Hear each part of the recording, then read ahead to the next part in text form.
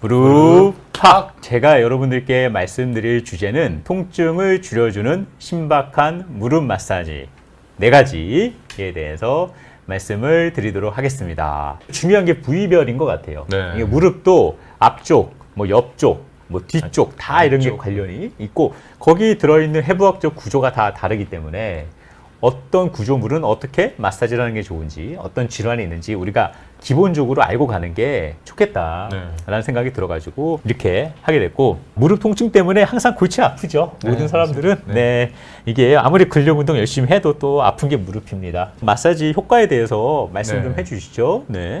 아무래도 운동이나 이런 것들보다는 효과 떨어진다는 말이 있습니다. 가성비를 따져보면 네. 마사지가 결코 효과 전혀 없는 것은 아니고요. 충분히 개선점을 가질 수가 있는데 일단 첫 번째로 마사지를 하게 되면 이제 통증을 좀 줄일 수가 있겠고요. 그렇죠. 두 번째는 각도가 증진시킨다는 연구들이 있고 조직들이 손상이 됐을 때 조직들을 재생시킨다는 이런 연구들도 있습니다. 그래서 통증을 네. 경감시키고 각도를 증가시키고 조직들을 재생시키게 되겠습니다. 네. 의외로 마사지가 이렇게 보면은 별거 아닌 것 같잖아요. 네네. 사실 그냥 뭐 주물러 이렇게 해주는 정도, 네, 그냥 맞아요. 시원한 뭐 이 정도로 네네네네. 우리가 쉽게 생각하게 되고, 아유, 그거 뭐 얼마나 효과가 있겠어. 뭐 이렇게 생각을 할 수가 있는데, 의외로 학문적으로 따졌을 때는 네, 맞습니다. 마사지가 굉장히 근거가 있는 네, 치료예요. 이게 우습게 보일 수 있지만, 실제적으로는 치료 과정에서 필수적으로 들어가는 그런 치료법 중에 하나고, 근거도 다 있다. 보기만 하면은 마사지만 받으면은 다 좋아질 것 같아. 좋아졌습니다. 이렇게. 네. 보면은 이제 마사지를 어떻게 하는 게 좋다 말씀드리면은 궁금해하는 게 얼마나 해야 되느냐.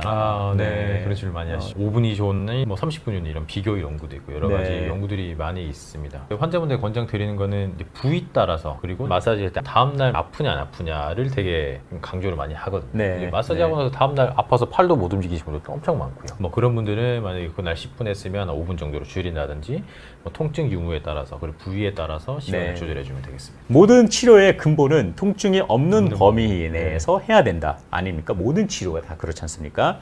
마사지도 우리가 치료 목적으로 하는 거기 때문에 통증이 발생을 하지 않는 범위가 제일 중요하다. 본격적으로 부위별 마사지에 대해서 설명을 드려야겠죠? 가장 중요한 게 무릎이 그냥 하나의 무릎이 아니잖아요. 그렇죠. 굉장히 복잡한 구조물들이 이것저것이 붙어있는 조직이 되겠는데 그래서 앞이 아프냐, 안쪽이 아프냐, 바깥쪽이 아프냐, 또 뭐 뒤가 아프냐, 뭐 위가 아프냐. 사실 중요합니다. 이게 진단하고 치료하는데 가장 중요하죠. 슬개골, 우리 앞뚜껑뼈 만져지잖아요. 네. 이 뚜껑뼈 기준으로 아래가 아픈지, 뚜껑뼈 쪽이 아픈 건지, 옆에 쪽이, 특히 바깥쪽으로 아픈 건지, 안쪽으로 아픈 건지, 여러 가지 부위가 다 이게 나눠져 있잖아요. 네. 위치에 따라 말씀드리도록 하겠습니다. 무릎에 슬개골, 뚜껑뼈라 그러지 않습니까? 무릎의 아래 또는 위쪽이 아플 때 무릎 슬개골 기준으로 아래쪽에는 슬개건이라고 이게 붙어 있지 않습니까? 무릎 슬개 뼈 밑에 바라보면은 이렇게 만져지는 이런 조직이 있습니다. 이게 슬개건이라고 하는데 자, 옆에 사진으로 보시면은 여기 뭔가 빨갛게 아파 보이는 그림이 딱 보이죠. 이 뚜껑뼈가 이렇게 있고 건이라고 하는데 붙어 있죠. 이런 식으로. MRI에서 보시면 하얗게 뭔가 껴 있어요. MRI에서 하얗게 보인다라는 건 뭔가 여기에 좋지 않은 현재 상태다. 조직의 변성이 왔다든지 아니면 염증 반응이 심각하게 와 있다. 이런 건데 이게 바로 슬개건염이 되겠죠. 이런 경우에는 수술적 치료보다는 스트레칭 해가지고 열심히 근육을 늘려주는 그다음에 근력 운동 해가지고 신전근의 기능을 증가시켜주고 조직의 변성이 왔기 때문에 각종 주사 치료 같은 거 여기에다가 가장 또 중요한 게 오늘의 주제 마사지다. 네, 그 마사지. 제가 아래 말고 또 위, 뚜껑뼈 위 여기 이렇게 만져지는 근육 있지 않습니까? 이게 바로 대퇴사두건이라고 하는데 앞뚜껑뼈에 붙어 있는 이쪽 위쪽에 대퇴사두건이 있고 여기 또 빨갛게 색깔이 변해 있네요.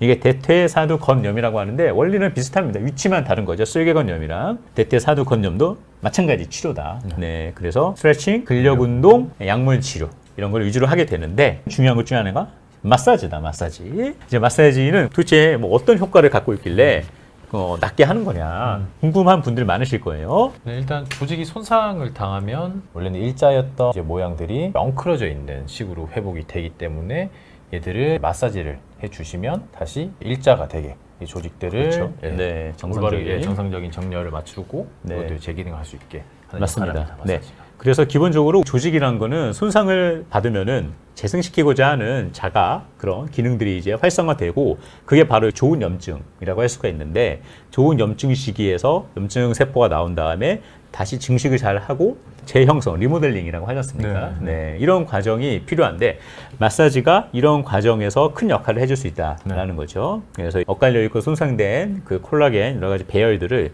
정렬을 정상적인 모양으로 만들어주는데 마사지는 큰 도움이 될 수 있다. 이게 마사지를 한 그림을 보면 아까 말씀드린 무릎뼈와 정강뼈 사이에 있는 게 이제 슬개건입니다. 여기에 최대한 힘을 뺀 채 슬개골 아래쪽을 이렇게 촉지를 하게 됩니다.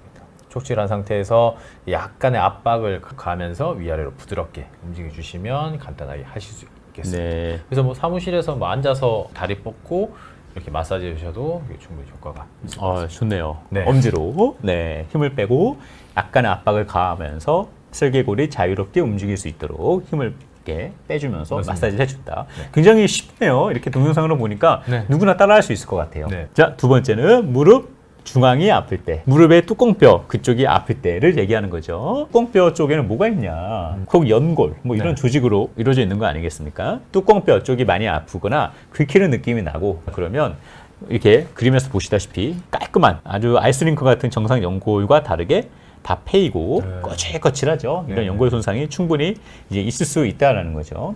아니면은 보통 영화 한 2시간 재밌게 보고 나면은 끝나고 일어날 때 무릎이 갑자기 시려. 네, 찌릿하는 느낌 좀 날 수 있고 네. 그게 바로 이 시네마사인이라는 표현을 쓰는데 네네. 연골연화증이 하나의 증상이라고 볼 수 있거든요. 연골연화증은 많이 들어보셨을 텐데 어떤 연골이나 구조물에 심각한 손상이 있는 건 아닌데 뚜껑뼈 쪽에 힘이 많이 가해지다 보니까 앞무릎에 찌릿하고 날카로운 통증들이 오는 거고 예민해져 가지고 오는 그런 것들이죠. 그래서 이런 것들을 의심을 해볼 수가 있다. 여성분들이 꽤 많으신 것 같습니다. 여성분들 굉장히 많죠. 네. 젊으신 여성분들 중에서도 사무직, 뭐 큰 무릎을 무리하게 쓰시는 분들이 아닌데도 네네. 아픈 분들이 굉장히 많습니다. 이제 마사지를 하면은 효과가 또 있을 수 있다. 어떻게 하면 되죠? 연골이 거칠거칠하고 이렇게 손상이 가면 이게 잘 움직이질 못합니다. 그렇죠. 네. 네. 그러면 지금 보시는 영상처럼 이제 위아래로 가볍게 움직여주면서 이제 거칠해진 부분을 사포로 이렇게 나무로 가면 매끈매끈해지지 않습니까? 그런 네, 것처럼 네, 네. 무릎을 마사지해주는 방법인데 이때는 연골은 쉽게 다치는 조직이라서 아주 조심스럽게 접근해야 됩니다. 뭐 무릎 앞쪽이 아프다고 뭐 강하게 빨리 나야 돼 이렇게 하시면 절대 안 되고요.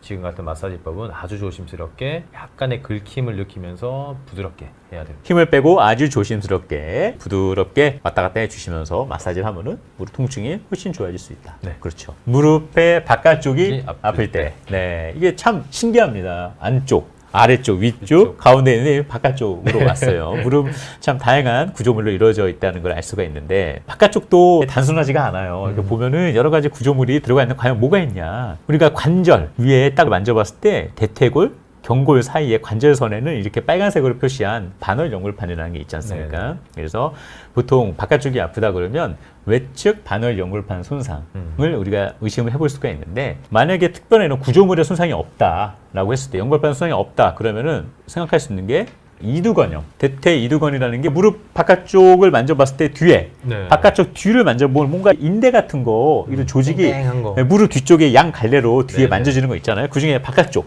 게 있는 게 이두건이라고 말씀드릴 수가 있는데 네. 보시면 이두건이 쫙 내려오다가 비골. 비골, 네. 어려운 얘기로 비골. 복숭아뼈라 그러죠.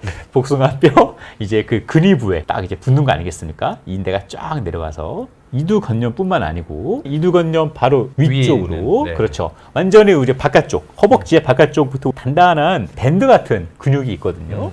장경인대라고 합니다. 점프 착지 많이 하는 뭐 배구나 농구 선수들한테 네. 이제 많이 이렇게 되는 건데 장경인대 쪽이 굉장히 뻑뻑해지고 부착 부위가 많이 아플 수 있거든요. 여기 보시면은 무릎의 바깥쪽에 붙게 됩니다.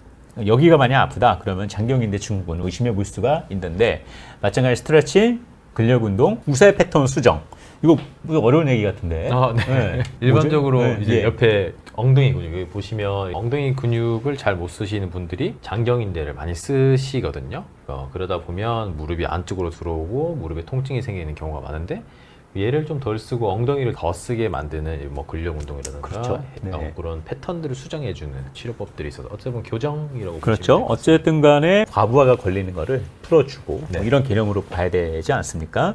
근데 이런 거가 있을 때 마사지를 하면 좋아진다 이거죠. 그렇죠. 네. 보시면 우리 무릎 외측부에 이제 뒤쪽 보면 햄스트링이 있고 그 바로 위에 장경인대가 위치해 있습니다. 이 장경인대 같은 경우는 아주 강한 조직이라서 전에 말씀드렸던 관절 연골이랑은 좀 다르게 강하게 이렇게 마사지를 해주셔야 풀릴까 말까 한 조직입니다. 네. 뭐 아주 강한 조직이라서 만약에 무릎 외측이 아프다, 근데 장경인대 증후군인 것 같다 이러면 아주 강력하게 마사지를 해주시면 좋을 것 네. 같습니다. 그래서 동영상에서 보시다시피 지금 보시면은 아래쪽에 있는 게 이두건이 되겠죠.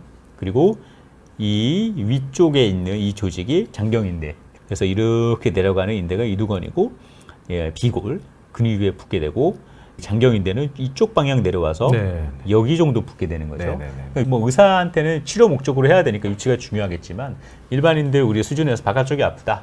근데 주로 겉이 좀 아프거나 그러면은 이런 식으로 마사지 좀 해주시면 좋을 것 같고 이제 굉장히 강한 힘이 들기 때문에 이제 엄지로 하시다가도 다른 것들 뭐 기구나 이런 거 좀 써서 네, 해도 네, 될 것 네, 같고요. 네, 네. 네, 그래서 장경인대랑 이두건은 굉장히 강한 조직이기 때문에 힘을 최대한 많이 줘가지고 마사지를 해주시는 게 좋겠다라는 거. 저희가 3가지를 말씀드렸고 마지막 무릎 안쪽이 아플 때 무릎 안쪽 구조물도 복잡해요. 네. 네, 안쪽에 과연 뭐가 있느냐? 아까 말씀드렸다시피 바깥쪽에는 외측 반월 연골판이 있듯이 내측 안쪽에는 내측 반월 연골판이 있죠. 그래서 마찬가지로 대퇴골, 경골 사이에는 가운데 내측 반월 연골판이 있는 거고 내측에 중요한 구조물이 뭐가 있느냐? 우리가 보통 보시면은 내측에 안정성에 기여를 해주는 내측 측부인데 이게 운동을 하거나 뭐 이럴 때 급성으로 확 뚝 소리가 나면서 다치게 된다. 이러면은 이제 병원에 가서 MRI 찍고 해야 되겠지만 그런 경우가 없는데 안쪽이 아프다.